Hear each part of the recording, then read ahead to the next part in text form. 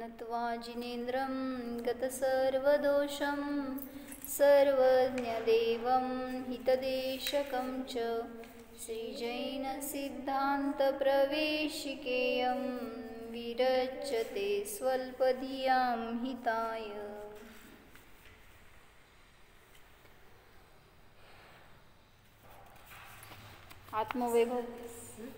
आत्मवैभव पुस्तकामध्ये पान नंबर 37 आहे। हां, तर त्याच्यावर सम्यक दर्शन आणि मिथ्या दर्शन या श्रद्धा गुणाचे 2 पर्याय सांगितल्या होत्या। सम्यक दर्शन म्हणजे काय सांगितलं? यथार्थ, खरी मान्यता, राईट बिलीफ, आणि मिथ्या दर्शन म्हणजे रॉंग बिलीफ, खोटी मान्यता। मग ती खोटी मान्यता कशी असते ह्याच्यासाठी चित्र दिली आहेत। 37 पानाच्या नंतर 38 पान आहे ना ते, का नाही? 38-39 पानावर त्यांनी सगळी त्याची मान्यता दाखवली आहे, काय मानतो जीव। काय सांगितलं? पहिल्यांदा ती स्त्री आहे आणि ती त्या टीव्हीचा आनंद घेतीये, टीव्ही पाहतीये, काय म्हणतीये?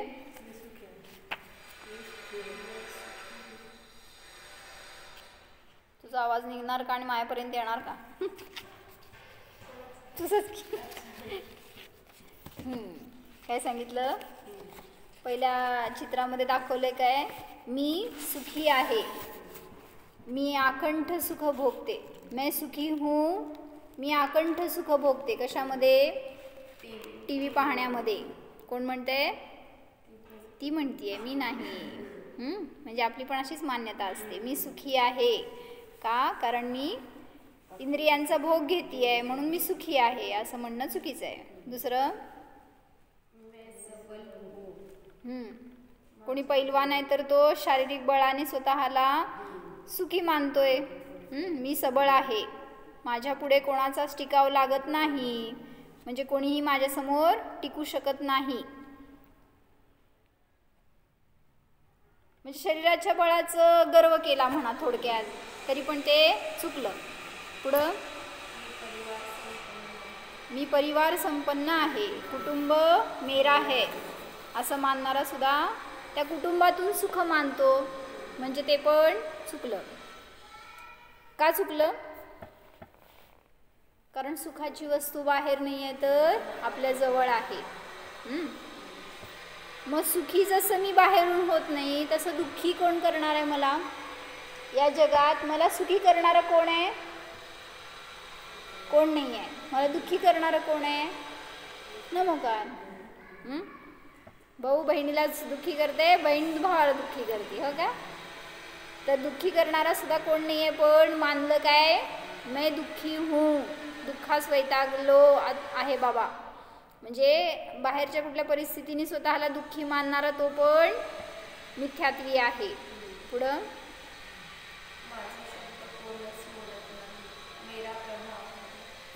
कोणी वचनबल असेल तर त्याच्यातून सुख मानतोय, त्याच्याद्वारे स्वतःला ग्रेट मानतोय, माझा शब्द कोण मोडत नाही असं म्हणून कोणी स्वतःच्या प्रभुत्वाचं जर वापर करेल तर ते पण चुकलं, म्हणजे मिथ्यात्वच आहे ते पण। त्याच्याने मी दुःखी असं सुखी असं मानेल। अज्ञानी मिथ्यादृष्टी आत्मवैभवास विसरून परद्रव्यास आपले समजून पदोपदी दुःखी जीवन जगतो। कसं पदोपदी? तर ते प्रत्येक गोष्टीमध्ये घटवून सांगतायत।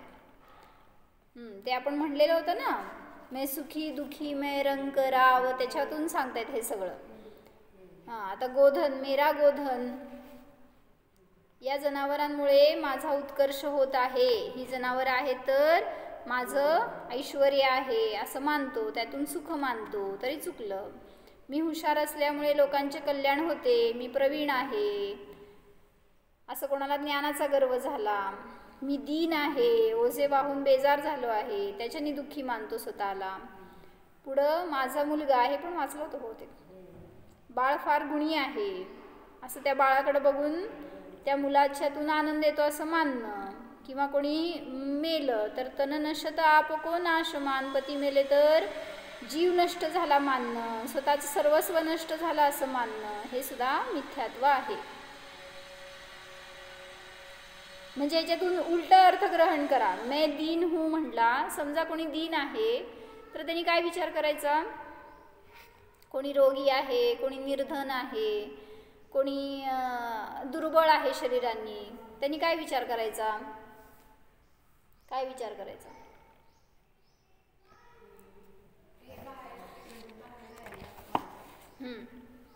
हे माझं स्वरूप नाही आहे. जे स्वरूप मानतो, किंवा मग असा विचार करा की हा तर कर्मांचा उदय आहे, या कर्मांपासून मी भिन्न ज्ञाता आहे, असं जाणलं तर आपल्याला तिथं ती पर्याय दुःख देणारी नाही ठरणार. कोणाचा वियोग झाला तिथं काय चिंतन करणार,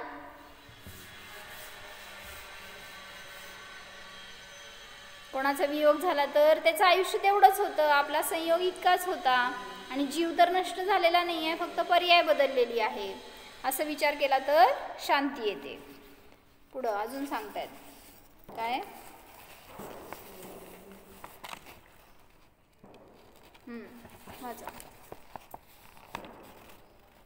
या जगात मीच संपन्न आहे, मेरा धन है, धनाने स्वतःला सुखी मानतो. मैं मूर्ख हूँ, आता झाडाच्या फांदीवर बसून छानपैकी फांदी तोडतो, ज्या फांदीवर बसलो त्यालाच तोडतोय, म्हणून मूर्ख आहे. मेरा घर है, आणि माझ्याजवळ घर नाही असं म्हणून दारिद्र्यात जगण्यापेक्षा मेलेले बरे, असं कोणी विचार करतो. रंक, मैं रंक हूँ. पुढं मैं राव हूँ, म्हणजे श्रीमंती थाट कोणच असा श्रीमंती थाट कोणच अनुभवत नसेल असं स्वतःला त्याच्यातून सुखी मानतो, तर ते सुद्धा चुकलं. किती भारी बागेत बसलाय बघतो. समृद्ध आत्मवैभवास विसरून वैचारिक दारिद्र्यामुळे अज्ञानी जीव परद्रव्यास आपले समजून पदोपदी दुःखच भोगतो. पुढं सांगितलं, तन उपजत अपनी उपज जान, शरीराचा जन्म म्हणजे जीवाचा जन्म मानला तरी चुकलं. माझ्यासारखी भाग्यशाली मीच, कारण मी सुंदर आहे, मैं सुभग हूँ असं मानलं तिने, आणि मैं बेरूप हूँ, कुरूपतेमुळे अपार दुःखी आहे असं कोणी मानलं तर ते सुद्धा तिचं शरीराकडून स्वतःला जाणतो मानतो म्हणून ते सुद्धा तिचं मिथ्यात्वालाच कारण आहे. ज्ञान ते दुःखाला कारण आहे.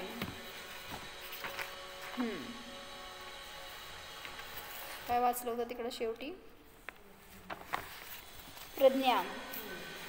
या मिथ्यादर्शनास कर्णानियोगामध्ये अनंत असे म्हणतात व यामुळेच आपण अनादिकाळापासून संसारामध्ये भटकत आलो आहोत.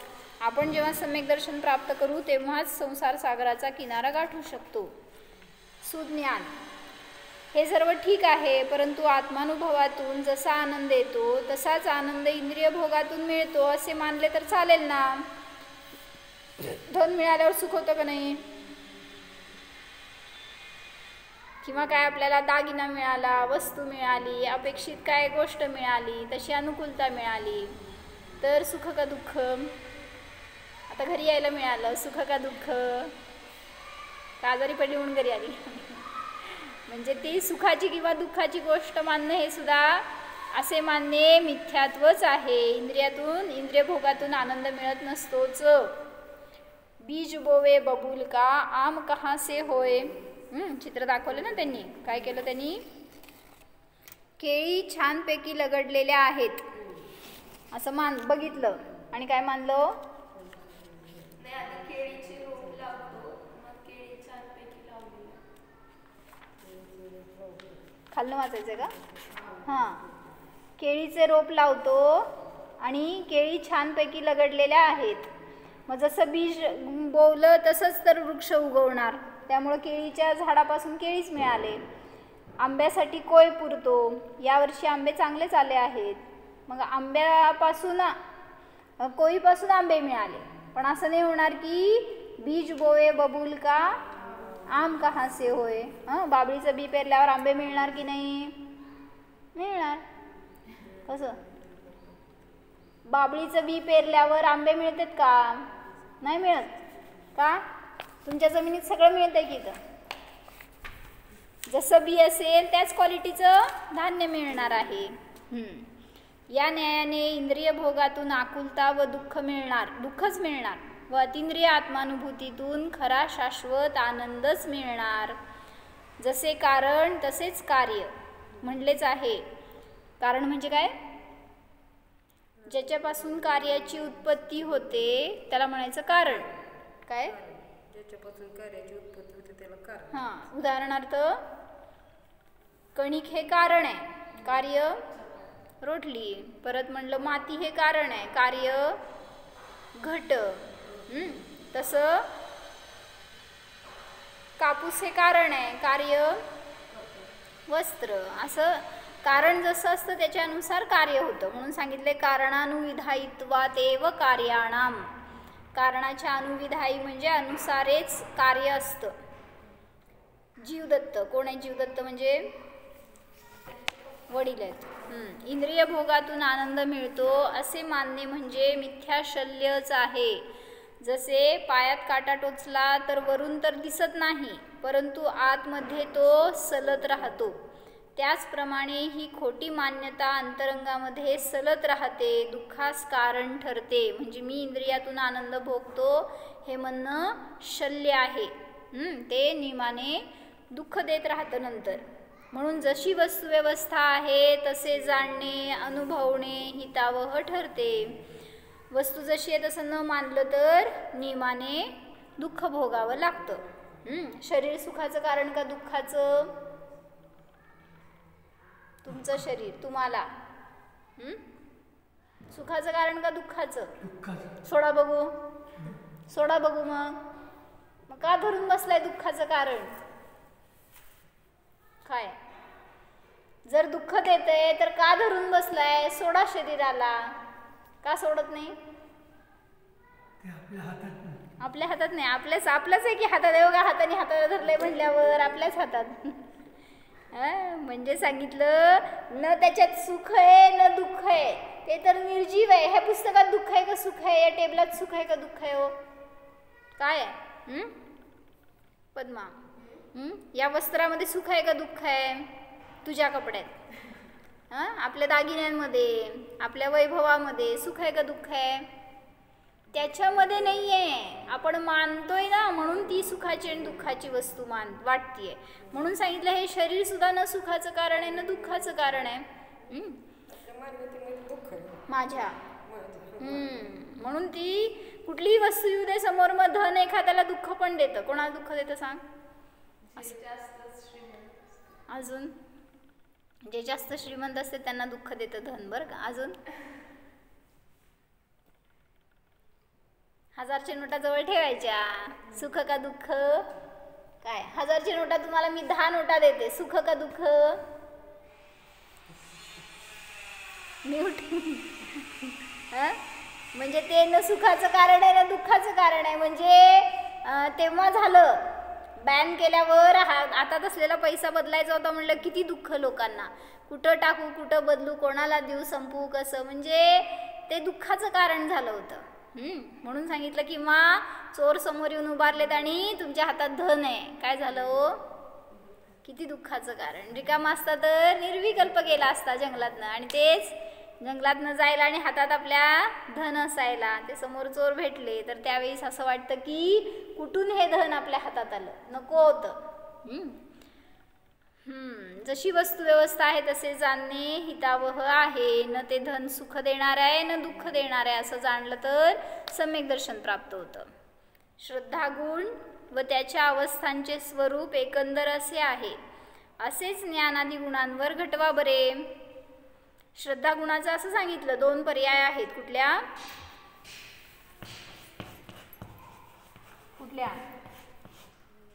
सम्यक दर्शन आणि मिथ्या दर्शन. आता असंच त्यांना सांगायचंय ज्ञान गुणावर घटवा. सांगा ज्ञानाचे 2 पर्याय कुठले? सम्यक ज्ञान आणि मिथ्या ज्ञान. बरोबर आहे. वाच. प्रज्ञा हे घटवायला अगदी सोपे आहे. ज्ञान गुणाच्या अतिज्ञान, श्रुतज्ञान, अवधिज्ञान, मनपर्यज्ञान, केवळ ज्ञान या अवस्था आहेत. प्रत्यक्ष पाहण्यात येणाऱ्या डॉक्टर, वकील, इंजिनियर वगैरे या मतिश्रुत ज्ञानाच्या अवस्था आहेतच. तसे चित्रकर्म हे वाचायचं राहिलं की चित्राच्या खालचं. बाबळीचे बी पेरले तर आंबे कोठून मिळणार. केळीसाठी केळीचे रोप व आंब्यासाठी कोयच लावावी लागते. या न्यायाने इंद्रिय भोगातून आकुलता व दुःख मिळणार व अतिंद्रिय आत्मानुभूतीतून खरा शाश्वत आनंद मिळणारच. जसे कारण तसेच कार्य. तसेच शुद्ध भावाने मोक्षमार्ग व मोक्ष प्राप्त होतो व शुभ अशुभ भावांमुळे पुण्य पापबंध संसारच प्राप्त होतो. कारण जसे चिंतन तशी पर्याय. काय असतात शुभ अशुभ भाव म्हणजे. अशुभ भाव कुठले.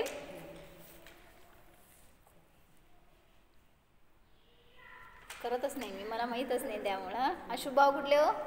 अशुभ भाव कुठले. रागद्वेष करता. जाऊ दे ते पण कशाला. तुमचं सगळं सकाळपासूनच्या सगळ्या क्रिया, स्नान करा, भोजन करा, कोणाशी बाता करा, काय पण झोपा उठा, त्या सगळ्या अशुभ क्रिया आहेत. त्याच्यात काय शुभ आहे. शुभ क्रिया कुठल्या. बोल की. शुभ क्रिया षटक्रिया जे काय करणार त्याच्यामध्ये जोडलेला आपला उपयोग, ते सगळे शुभ क्रिया. मग जे सगळे शुभ आणि अशुभ भाव आहेत ते नियमाने संसारालाच कारण आहेत. भलेही शुभ असू दे तरी सुद्धा. देवदर्शन केलं तर मुक्ती मिळणार की नाही. नाही मिळणार. मग कशाला देवदर्शन करायचं. हां म्हणजे त्याला धरून बसलात तर मुक्ती नाही मिळणार, पण त्याला धरल्याशिवाय पण मुक्ती नाही मिळणार. हां अशुभाकडं जाऊ नये म्हणून शुभाला धरावं लागतं, पण शुभ सुद्धा सोडण्यासाठी धरलं जातं. म्हणून संसार वाढवायचा नसेल तर शुद्ध भावच मोक्ष मार्ग आहे आणि त्याच्याद्वारेच मोक्षाची प्राप्ती होते. पुढचं 8 नंबरचं चित्र बघा म्हणतात ना. काय सांगितलंय.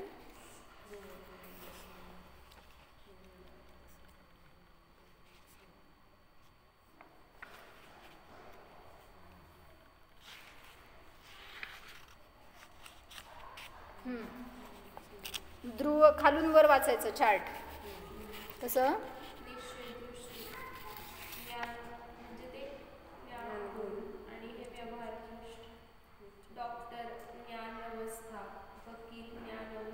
थांब. निश्चय दृष्टीने काय सांगितलं. ज्ञान गुण आहे. कोणाचा आहे. त्या डॉक्टरचा ज्ञान गुण आहे हे दाखवायचं आहे. मग तो डॉक्टर चेकअप करतोय. व्यवहार दृष्टीने तो डॉक्टर आहे. ती ज्ञानाची अवस्था आहे म्हणजे त्याचं ज्ञान डॉक्टरीचं आहे. त्याच्याजवळ असलेलं ज्ञान ते डॉक्टरकीचं ज्ञान आहे. ही पर्याय दृष्टी झाली. पुढं वकील आहे. त्याच्यात पण ज्ञान गुण समान आहे. जसं डॉक्टरचं ज्ञान आहे तसंच वकिलाचं ज्ञान आहे, पण पर्याय काय आहे. वकील ज्ञान अवस्था आहे. डॉक्टर काय म्हणतो या रोगावरचे हेच औषध आहे, हे वकिलाला विचारल्यावर सांगणार की नाही. का. कारण त्याच्याजवळ ते ज्ञान नाही आहे. ॲक्च्युली आज कोण पण सांगते बिचारे. रस्त्यावरच्या पोराला बी माहिती असते कुठल्या रोगाचं काय औषध घ्यायचं लगेच. ते फार्मसीमध्ये असणारे कोण असतील BSc असतात, कोण काय डिग्रीवाले असतात, पण सगळ्याला ते ज्ञान असतं. हां का बरं. परिचित विषय झाला की त्याच्यामध्ये काय ज्ञानाची गरज पडत नाही. ते झालं फॅमिलीला. असंच का घ्यायचं कसं घ्यायचं त्याचं रिॲक्शन काय म्हणलं तर जरा पण सांगता येणार नाही. वकील म्हणाला काय असे बोललो तरच केस जिंकणार. हे त्या डॉक्टरला कळणार नाही आहे कसं केस जिंकायची. हे ज्ञान ते त्यालाच आहे, पण ज्ञानगुण समान आहे. पुढं इंजिनियर आहे. ज्ञानगुण तर निश्चय दृष्टीने समान आहे. व्यवहार दृष्टीने इंजिनियर ज्ञान अवस्था आहे. सुंदर बंगला तयार झाला. बंगला बांधायला सांगा वकिलाला, सुंदर बांधेल. म्हणजे त्याची कला त्याच्याजवळ नाही. ते ज्ञानगुण फक्त इंजिनियरजवळ आहे. पुढं आता ती स्त्री ध्यानाला बसली आहे. ती काय विचार करते. तिचा ज्ञानगुण तिच्यामध्ये ध्रुव शाश्वत अविनाशी आहे, कॉन्स्टंट आहे. ते वाचलंच नाही तू. व्यवहार दृष्टीने पर्याय क्षणिक चेंजेस आहेत, तर ती काय विचार करते. आत्मज्ञानी आहे. ज्ञान अवस्था मी ज्ञानानंद स्वभावी आहे असा ज्ञानाचा उपयोग करून ती जाणतीये, तर ज्ञानाची शुद्ध दशा तिथं प्रगट झाली. काय सांगायचं होतं त्याच्यातून. वाच खालचं. वस्तूमधील अविनाशी अंश म्हणजे कुठला. जाणून घेऊन माझा जीव अविनाशी ज्ञानानंदमय आहे हे जाणले तर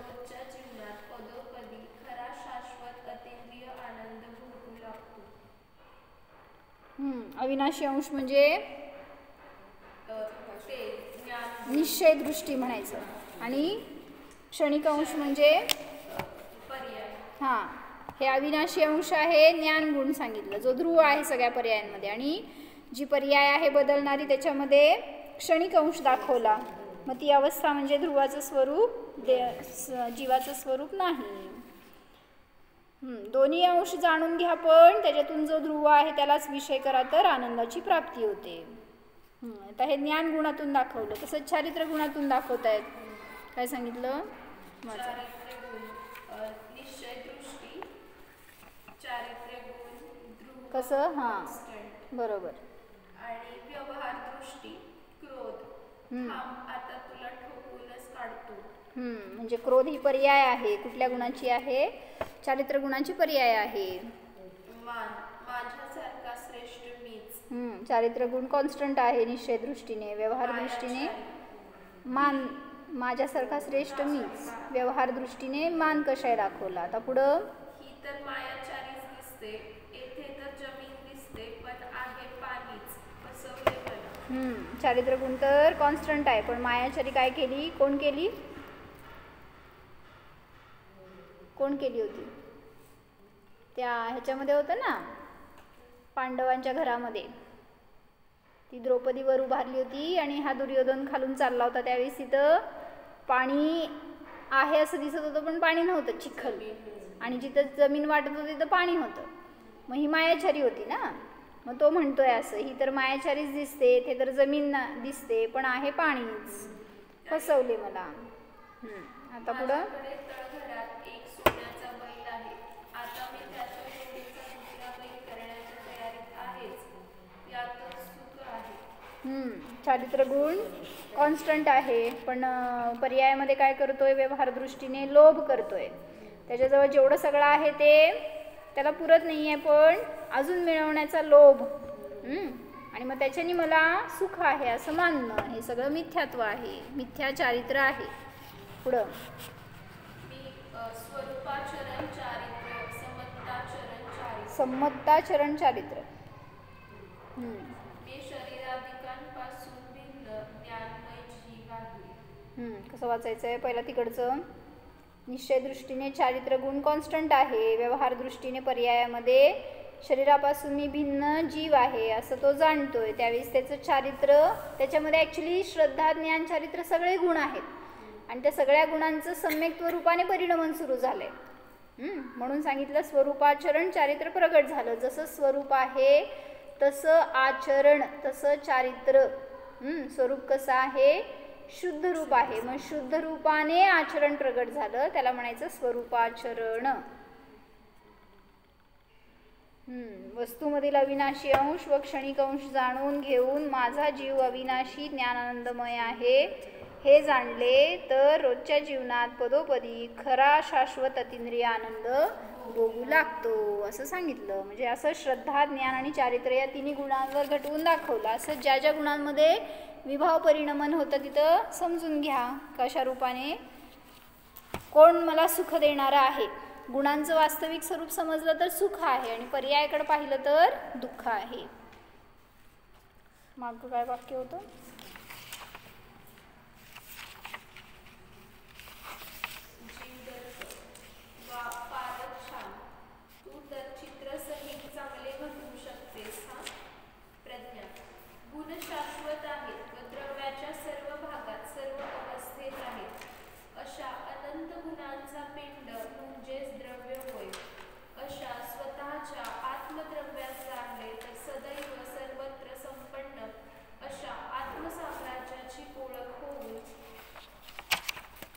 खऱ्या आनंदाची, मोक्षमार्गाची, सम्यक दर्शनाची प्राप्ती होईल. 44 पानावर आहे.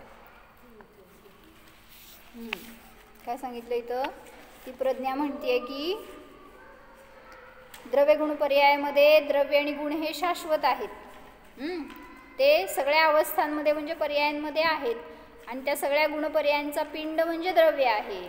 असा मी आत्मा आहे असं तू जाणलं तर तुला तुझ्या आत्मसाम्राज्याची ओळख होईल, आणि खऱ्या आनंदाची म्हणजे सम्यक दर्शनाची प्राप्ती यामुळेच होईल. कोण कोणाला सांगितलं असं? प्रज्ञा सुज्ञानला सांगतेय. सुज्ञान हा अज्ञानी आहे, प्रज्ञा ही ज्ञानी आहे. सुज्ञान शुद्धोपयोगाने आत्मानुभूतीने सम्यक दर्शन होते असे जरी म्हणतेस तर शुद्धोपयोगाने शुभोपयोगाने देखील सम्यक दर्शन होत असेल ना.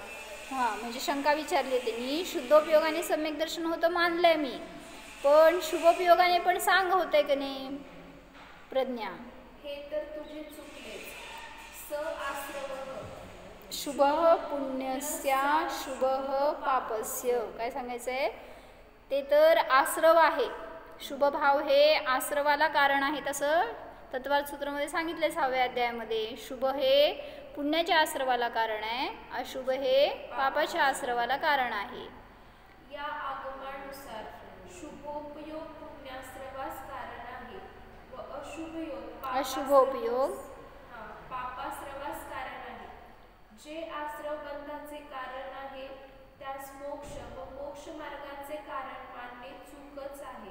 म्हणजे जे बंधाला कारण आहे पाप आणि पुण्य, ते आश्रव बंध करवतं, तर त्याने मोक्ष म्हणणं किती बरोबर, म्हणजे मोक्ष होत नाही त्याने. म्हणूनच उपादान कारण सदृशम कार्यम भवती इति वचनात. म्हणजे उपादान म्हणजे कार्याचा करता, मेन कारण जे आहे ते उपादान आहे आणि निमित्त बाहेरचं जे काय मिळेल ते निमित्त. मग उपादान जसं असतं तसं कार्य घडतं. या वचनाने शुभ अशुभ स्वरूप अशुद्धोपयोगाने शुभ अशुभ स्वरूप अशुद्ध उपयोगाने संसार व शुद्ध उपयोगाने मोक्ष मार्ग व मोक्ष प्राप्त होतो. काय सांगायला, पहिल्यांदा उपयोगाचे 2 भेद केले. कुठले, शुद्ध उपयोग आणि अशुद्ध उपयोग. या अशुद्ध उपयोगाचे 2 भेद केले. कुठले, शुभ आणि अशुभ. आता शुद्ध उपयोगाचं फळ काय आहे, मोक्ष मोक्ष मार्ग आणि मोक्ष. आणि अशुद्ध उपयोगाचं फळ काय आहे, आश्रव बंध म्हणा किंवा संसार म्हणा. शुद्ध उपयोगाचं फळ आहे निर्जरा, संवरपूर्वक निर्जरा. काय दिलं त्यांनी, शुभ अशुभ स्वरूप अशुद्धोपयोगाने संसाराची प्राप्ती होते, हे फळ आहे त्याचं. आणि शुद्धोपयोगानेच मोक्ष मार्ग व मोक्ष प्राप्त होतो, हे. म्हणजे त्यांनी अशुद्ध उपयोगामध्ये शुभ आणि अशुभ हे 2 भेद केले. म्हणजे आपण म्हणतोय की शुभ हे चांगलं म्हणत असाल ना, तर सांगतायत की तो पण अशुद्ध उपयोगच आहे. शुभ भाव चांगले नसतात. चांगले असतात का नसतात. तुम्ही दिवसभर ते ध्यानाचे सूत्र म्हणता, काय भजन म्हणता, प्रवचन ऐकता, हे शुभ भाव आहेत. चांगले आहेत का वाईट आहेत. चांगलं म्हटलं तर ते बंधाला कारण आहेत हे सांगायला लागलेत. कारण शुभ भाव सुद्धा बेडी आहे, ती पण तुम्हाला मोक्षामध्ये उपयोगी नाही आहे जायला. म्हणून हे आहे या बुद्धीने आपण ग्रहण करतोय. म्हणजे हे शुभ भाव सुद्धा मला करण्यायोग्य नाहीत असं विचार करून तो शुभ भाव करेल तर त्यातून सुटेल. पण हे मी करतो ते चांगलं आहे असं म्हटलं तर त्यातच अडकून राहणार. शुद्धोपयोगाने मोक्ष मार्ग व मोक्ष प्राप्त होतो. जसे सोन्यापासून बनवलेले दागिने सुवर्णमयच असतात, तसं समयसारची गाथा आहे. काय बरं,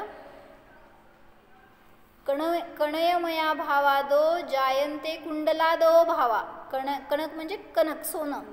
कनकमय भावापासून म्हणजे द्रव्यापासून कुंडलाधिक पर्याय उत्पन्न होतात. अयमया भावादो जह जायंते दुकडयादी. अय म्हणजे लोखंड. तर त्या लोखंडापासून कडक काय म्हणायचं, बेड्या आदीचीच उत्पत्ती होते. तसं ज्ञानमय भावापासून ज्ञानमय भावच उत्पन्न होतात दिले. तसेच ज्ञानमय भावामुळे ज्ञानमय पर्याय प्राप्त होते व अज्ञानमय भावामुळे अज्ञानमय पर्याय प्राप्त होते. म्हणून ज्ञानमय ध्रुवास जाणणेच आपले परम कर्तव्य आहे. आत्मानंद भोगल्यानंतरच आत्मसाम्राज्यातील ज्ञान गुणरूपी महालाचा व दर्शन श्रद्धा आदी अनंत गुणांचा खरा परिचय झाला. जेव्हा आत्म्याला जाणलं त्यावेळेस त्याच्यामध्ये हे सगळे गुणांचा आनंद आला, श्रद्धा, ज्ञान, चारित्र आदी. आत्मानंद भोगण्यापूर्वीचे गुणविषयक ज्ञान केवळ पोपटपंचीच म्हणावे लागेल. काय म्हणले, म्हणजे सगळं ज्ञान करून घ्या की तुम्ही इत्थंभूत. सगळे आपल्याला नावं कळाली, आत्म्यात किती गुण आहेत, आत्म्याचं स्वरूप काय आहे, आत्म्याला काय काय नावं आहेत, काय सगळं कळालं. पण शब्द ज्ञान आहे ते पोपटपंची आहे हे सांगायला लागले. म्हणजे काय, असं का म्हणायचं पोपटपंची म्हणजे? ते कळलं नाही, आपण ते उतरवलं नाही आपल्याला. कुठं सांगितलं असं पोपटपंची? त्या पोपटाला त्या कैदेत ठेवलेलं असतं त्या जाळ्यात. हां, त्याला म्हणलेलं असतं. ते साधू आले घरी जेवायला आणि साधूंनी बघितलं की त्या पिंजऱ्यामध्ये पोपट बसलाय. मग त्या पोपटाला दुःखी आहे, मला सुटण्याचा उपाय सांगा असं सांगितलं त्याला. तर मुनींनी गुरूंनी जाताना फक्त एवढंच सांगितलं, स्वतंत्रता स्वाधीनता असं सांगितलं फक्त. काय स्वतंत्रता हाच मुक्तीचा मार्ग आहे असं सांगितलं त्यांनी. तर ते सांगून गेल्यावर हा पोपट बडबडतो, स्वतंत्रताच मुक्तीचा मार्ग आहे, स्वतंत्रताच मुक्तीचा मार्ग आहे. ते गेले साधू. दुसऱ्या दिवशी परत आले, परत ते बडबडत होता पोपट. आणि त्याला काय खाऊ घालायला किंवा काय स्वच्छ करायला ते दरवाजा उघडलं होतं, तर बाहेर काढला होता. तरी पण तो काय म्हणतोय, स्वतंत्रताच मुक्तीचा मार्ग आहे. परत जाऊन त्या जेलमध्ये बसला, त्या सापळ्यातच. म्हणजे काय झालं, किंवा त्याला सोडलं नेऊन दूरवर. गुरूंनी सांगितलं त्याला सोडा, ठेवू नका असं कैदेमध्ये. त्याला नेऊन सोडलं दूरवर, तर परत येतं आणि ते म्हणतं काय, स्वतंत्रताच मुक्तीचा मार्ग आहे. काय झालं, ह्याला म्हणायचं पोपटपंची. म्हणजे शब्द नुसतं साठवून काय उपयोग नाही, त्या शब्दाचा आपल्याला भावग्रहण होणं आवश्यक आहे. बस करायचं काय आहे पुढं.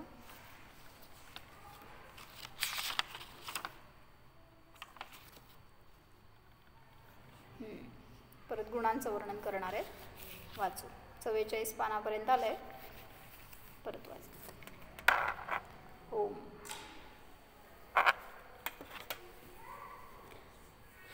जाणा स्वतःच्या ज्ञान, दर्शन, आनंद आदी अनंत गुणमय आत्म्याला जाणा.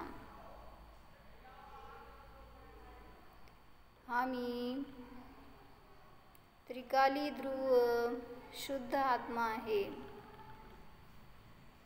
या माझ्या आत्म्यामध्ये शुभ भाव नाहीत, अशुभ भाव नाहीत, संसार नाहीच,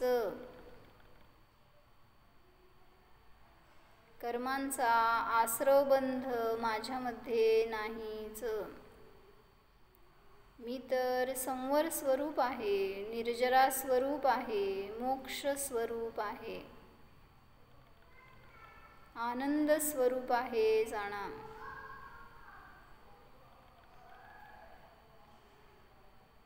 जीवोऽहम् अशरीरी स्वरूपोऽहम्.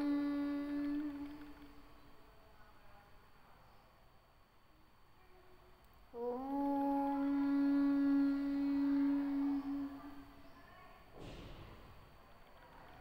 विसर्जन. नमो हरि.